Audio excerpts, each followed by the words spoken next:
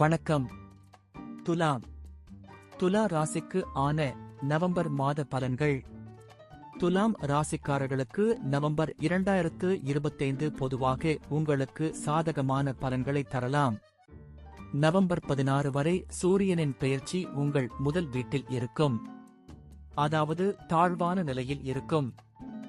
இந்த காலகட்டத்தில் சூரியன் உங்களுக்கு சில பாதகமான விளைவுகளையும் தரலாம். நவம்பர் 16க்கு பிறகு சூரியன் உங்கள் இரண்டாவது வீட்டில் இருக்கிறார். அத்தகைய சூழ்நிலையில் சூரியன் உங்களுக்கு சராசரி லேபிள் முடிவுகளை தரலாம் அல்லது சூரியனின் முடிவுகள் நடுநிலை நிலையில் இருக்கலாம். செவ்வாய் பெயர்ச்சி மாதம் முழுவதும் உங்கள் ராசியில் இரண்டாம் வீட்டில் இருக்கும். இரண்டாவது வீட்டில் செவ்வாய் பெயர்ச்சிப்பது நல்லதாக கருதப்படுவதில்லை. ஆனால் குருவின் செல்வாக்கின் காரணமாக செவ்வாய் உங்களுக்கு கலவையான அல்லது சராசரி அளவிலான முடிவுகளை தரக்கூடும். புதனின் பெயர்ச்சி நவம்பர் 23 வரை உங்கள் இரண்டாவது வீட்டில் இருக்கும். அத்தகைய சூழ்நிலையில் புதன் உங்களுக்கு சாதகமான பலன்களை தர விரும்புவார். அதே நேரத்தில் குருவின் பெயர்ச்சி உங்கள் பணியிடத்தில் உயர்ந்த நிலையில் இருக்கும். அத்தகைய சூழ்நிலையில் குரு உங்களுக்கு சராசரியான முடிவுகளை விட ஓரளவு சிறந்த முடிவுகளை அளிக்க முடியும்.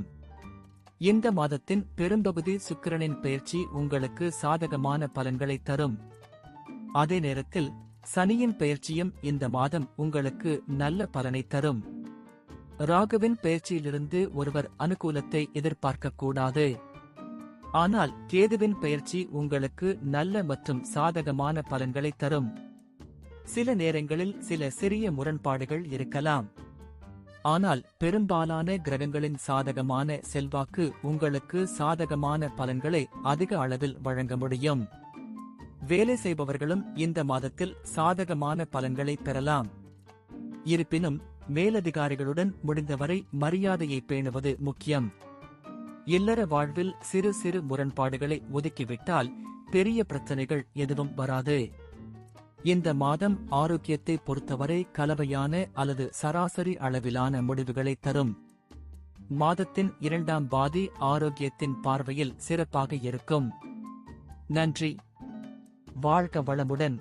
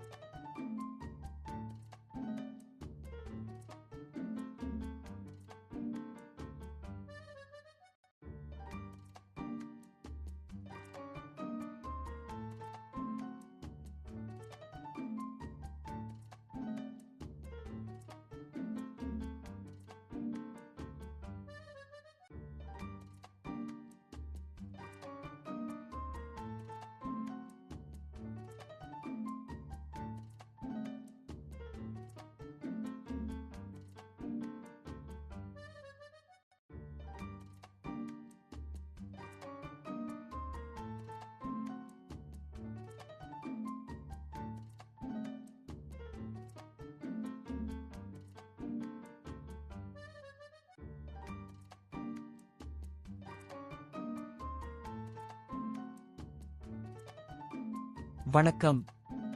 விருச்சிகம். விருச்சிக ராசிக்கு ஆன நவம்பர் மாத பலன்கள்.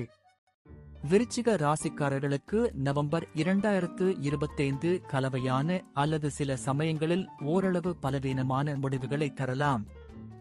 நவம்பர் 16 வரை சூரியன் உங்களின் 12ஆம் வீட்டில் பலவீனமான நிலையில் சஞ்சரிக்கிறார். இந்த காலகட்டத்தில் சூரியனால் சாதகமான பலன்களை கொடுக்க முடியாது. அதே சமயம் நவம்பர் 16க்கு பிறகு சூரியன் ஒப்பீட்டளவில் சிறப்பான பலன்களை தருவார். இன்னும் சூரியனிடம் அதிக எதிர்பார்ப்புகள் இருப்பது சரியாக இருக்காது. செவ்வாய் கிரகத்தின் பெயர்ச்சி மாதம் முழுவதும் உங்கள் முதல் வீட்டில் இருக்கும்.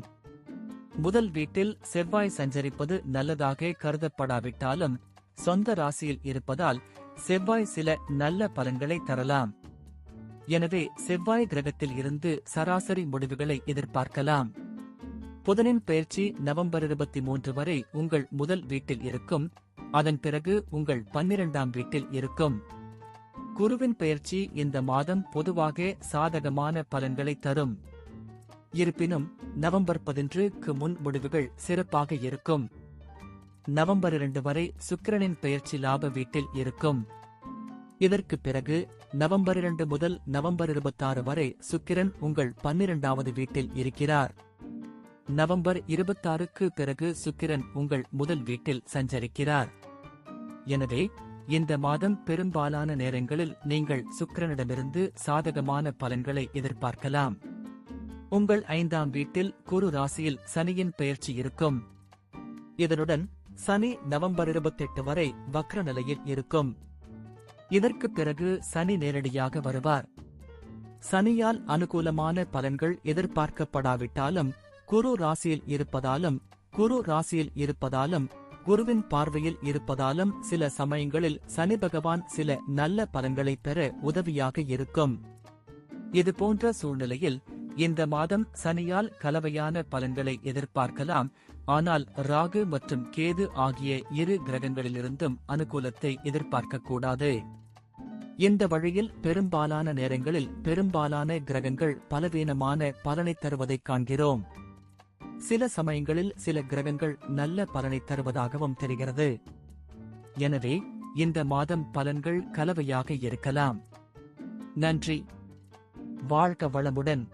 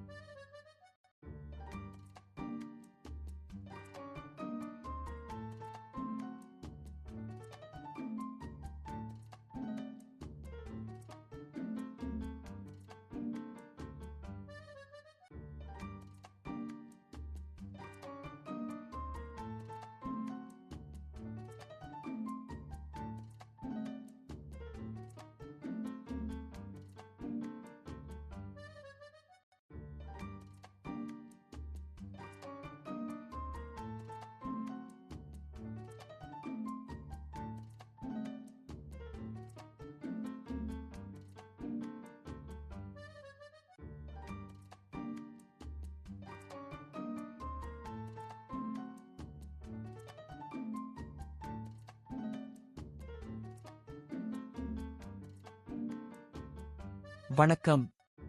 தனுசு ராசிக்கு ஆன நவம்பர் மாத பலன்கள். தனுசு ராசிக்காரர்களுக்கு நவம்பர் 2025 பொதுவாக உங்களுக்கு கலவையான பலன்களை தரக்கூடும்.